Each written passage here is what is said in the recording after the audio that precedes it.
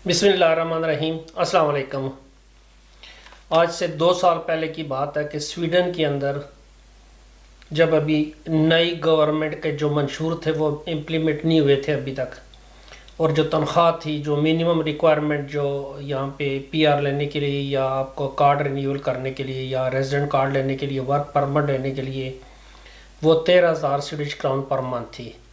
तो उस वक्त सही महीनों में जिसको बोलते हैं कि रावी चैन ही चैन लिखता था। फिर जब नई गवर्नमेंट आई, नई गवर्नमेंट ने क्या किया कि आती जो सबसे पहले कानून बनाए वो एंटी इमिग्रेंट्स बनाए, और एंटी इमिग्रेंट्स कानून बनाने के बाद क्या हुआ कि जो कानून इम्प्लीमेंट हुए तो अक्टूबर 2023 में जो 13,000 की मिनिमम रिक्वायरमेंट थी कि 13,000 स्वीडिश क्राउन आपकी सैलरी होनी चाहिए वर्क परमिट के लिए, वो जंप लगा के 27,360 हो गई।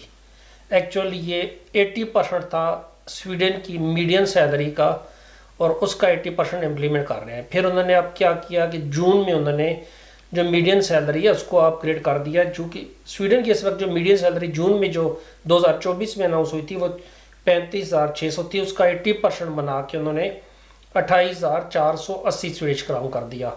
इसका मतलब है कि जो भी वर्क परमिट लेना चाहेगा उसकी तनख्वाह 28,480 स्वीडिश क्राउन पर मंथ से ज़्यादा होनी चाहिए।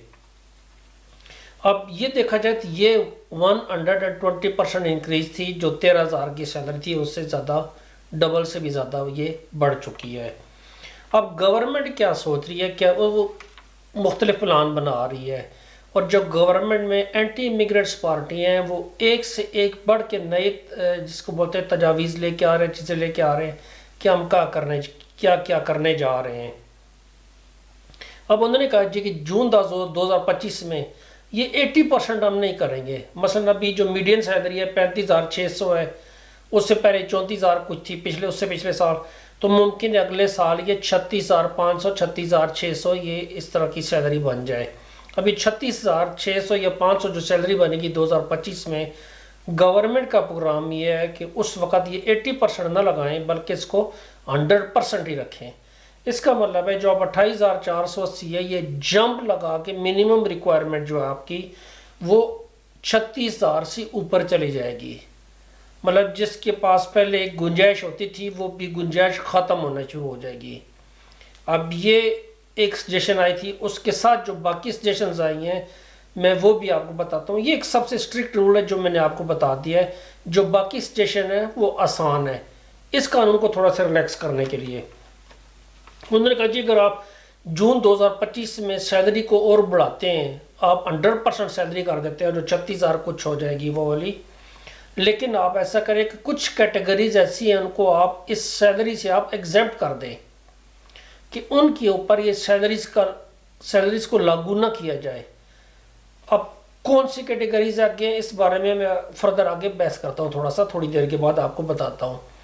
अब ये देखा जाए कि स्वीडन के अंदर कुछ शोबे ऐसे जिनके अंदर तनख्वाहें इतनी हो ही नहीं सकती।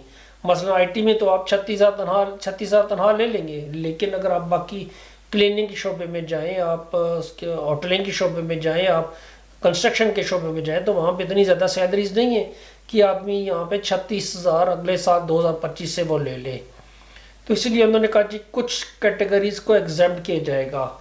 अब कौन सी कैटेगरी को एग्जाम्प्ट किया जाएगा, बड़ा अच्छा सवाल है। यही सवाल जर्नलिस्ट ने इमिग्रेशन डिपार्टमेंट से पूछा कि आप हमें बताएं कि कौन कौन सी जो कैटेगरीज हैं उनको आप एग्जाम्प्ट करने जा रहे हैं। तो स्वीडिश माइग्रेशन बोर्ड ने कहा जी देखें ये हमारा काम नहीं है, ना हम इस काम में हाथ डालते हैं।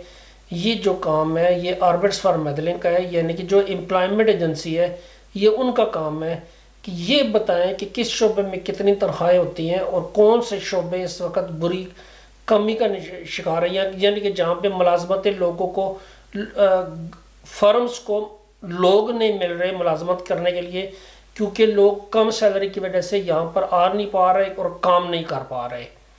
और ये मसलन जिस कंपनी में मैं काम करता हूँ, हमारी न्यूज़पेपर डिस्ट्रीब्यूशन कंपनी है, बोन में उसका नाम है, माल्मो, स्टॉकहोम, योन शॉपिंग। अब योतेबोरी में भी और ईस्टर्न स्कोने में भी हम एक कंपनी है, उसको भी हमारी कंपनी ने खरीद लिया, तो ये नेशनल लेवल पे बड़े होने जा रही है बोन में कंपनी। اب اس کمپنی جو پہلے ان کا ڈسٹریبیوشن ٹائم تھا وہ 3 گھنٹے تھا، اب 3 گھنٹے سے وہ 4.5 گھنٹے پہ لے کے آئے ہیں، کچھ علاقوں میں ہم اس کو 6 گھنٹے بھی لے کے گئے ہیں، اور کمپنی کا جو پروگرام ہے کہ اس کو ہم 8 گھنٹے پہ لے کے جائیں۔ اب یہ 8 گھنٹے پہ لے کے کیوں جاتے ہیں؟ ان کا پروگرام ہی تھا جو لڑکے منیمم سیلری تھریش ہولڈ جو ہے 27-28 ہزار کا اس کو پورا نہیں کر پا رہے، 8 گھنٹے کی سیلری سے وہ اس کو پورا کر پائیں گے اور وہ ایک ہی کام کر کے سویڈن میں آرام سے رہ جائیں گے۔ لیکن اب جو نظر آ رہا ہے کہ گورنمنٹ جو ہے 28 ہزار کو بھی چھوڑ کے وہ 36 ہزار پہ اگلے سال لے جانے کا پروگرام بنا رہی ہے، لیکن وہ کون سی کیٹیگریز کو ایگزمپٹ کر رہی ہے یہ کیٹیگریز ابھی تک نہ ہمیں پتہ ہے، نہ مائگریشن بورڈ کو پتہ ہے، نہ آربٹس فار میدلینڈ کو پتہ ہے، اور نہ گورنمنٹس کو پتہ ہے۔ اب آربٹس فار میدلینڈ یعنی کہ امپلائمنٹ ایجنسی والے اس کی سفارشات تیار کریں گے کہ کون سی کیٹیگریز کو ایگزمپٹ کیا جائے۔ مائگریشن بورڈ والوں نے کہا جی کہ جب امپلائمنٹ ایجنسی والے سفارشات تیار کر لیں کیٹیگریز کے نام تھے وہ امیگریشن ڈپارٹمنٹ والوں کو بتائیں تاکہ وہ بھی اس کے بارے میں اپنی تجاویز فائنل کر لیں، اور پھر یہ گورنمنٹ کو سارے کٹھے بھیج دیں، اور گورنمنٹ اگلے سال سے پہلے ان کیٹیگریز کو، مختلف جاب کیٹیگریز کو اس میں سے نکال دیے۔ جو مجھے یقین ہے اس میں کنسٹرکشن، کلیننگ، ہوٹلنگ، یہ سارے جو لوگ ہیں ان کو ان کیٹیگری سے نکال دیا جائے گا جو لو لیول جابس ہے، کہ جہاں پہ سیلری منیمم ہے یہاں پہ سویڈن کے اندر ان کو۔ اب دوسری چیز انہوں نے یہ کیا کہا ہے جی کہ جو اگلے سال جب سیلری اگر بڑھ جائے گی تو ہم 2025 کے بعد 1 سال کا گریس پیریڈ دیں گے۔ گریس پیریڈ ان کو دیں گے جن کے پاس آلریڈی پیپر ہیں، تاکہ وہ 36 ہزار کی سیلری تک پہنچنے تک ان کو تھوڑا سا ٹائم مل جائے۔ وہ گریس پیریڈ کب تک ہوگا؟ وہ 1 جون 2016 تک ہوگا، یعنی اگلے سال 2025 جون میں 36 ہزار سے اوپر والی سیلری کا سمجھ لیں کہ قانون اطلاق ہو جائے گا، لیکن پھر بھی 1 سال کا گریس پیریڈ ہوگا، تاکہ 1 سال کے گریس پیریڈ میں آپ اپنی سیلری کو، اپنی جاب کو اس معیار پہ لے کے جائیں تاکہ آپ 36 ہزار کا تھریش ہولڈ کو پورا کر سکیں۔ یہ آپ کو ایڈجسٹ کرنے کا ٹائم دیا جا رہا ہے۔ جو مین چیز ہے کہ یہ اگر قانون بن گیا تو یہ کن کن لوگوں پہ لاگو ہوگا؟ جتنے بھی لوگ نئے ورک پرمٹ کے لیے اپلائی کریں گے ڈیفینیٹلی ان پہ لاگو ہوگا۔ اپلیکیشن جو 36 ہزار کا قانون ہے اس وقت جو اپلیکیشن آلریڈی پروسیس ہوں گی ان کے اوپر لاگو نہیں ہوگا نیا قانون 36 ہزار والا، لیکن اس کے بعد جو اپلائی کریں گے ان پہ وہ لاگو ہوگا۔ اچھا جی، اس میں ایک اور چیز ہے، انہوں نے کہا جی جو منیمم سیلریز ہوتی ہیں وہ آپ نے اس تھریش ہولڈ کے سے اوپر رکھنی ہے، لیکن وہ جو منیمم سیلری ہے وہ آپ کا کولیکٹیو بارگین ایگریمنٹ جو ہوتا ہے، یعنی کہ جو فرم اور جو یونین ہے وہ مل کے ایک بناتی ہیں کولیکٹیو ایگریمنٹس، اس کے تحت جو سیلری رکھی جاتی ہے منیمم، اس کے ساتھ بھی آپ کی سیلری الائن کرنی چاہیے۔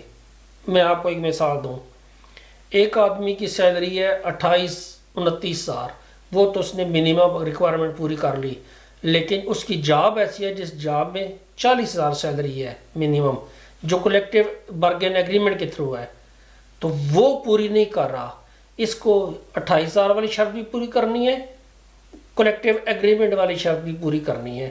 یہ دونوں چیزیں اب ساتھ ساتھ چلیں گی، صرف ایک چیز سے کام نہیں ہوگا کہ آپ نے صرف ایک سیلری کو آپ نے پورا کر رہے ہیں۔ اچھا جی، جو ٹیمپریری ورک ہے، جو سیزنل ورک میں لوگ آتے ہیں ان کے لیے سیم چیز ہے، جو 3 مہینے یا 6 مہینے ایک سیزن کے دوران میں رہتے ہیں ان کے لیے جو منیمم سیلری ہے وہ 13 ہزار ہی رہے گی، لیکن کولیکٹیو بارگین ایگریمنٹ کے تحت جو سیلری ان کی وہ ہوگی۔ میں نے پہلے بتایا کہ مائگریشن والوں نے ایگزمپٹ کیٹیگریز کی لسٹ بنانے سے معذل کر لی تھی، اب پاسبل ہے کہ آربٹس فار میدلینڈ والے ہی اس کی لسٹ بنائیں کون سی کیٹیگریز کو ایگزمپٹ کیا جائے۔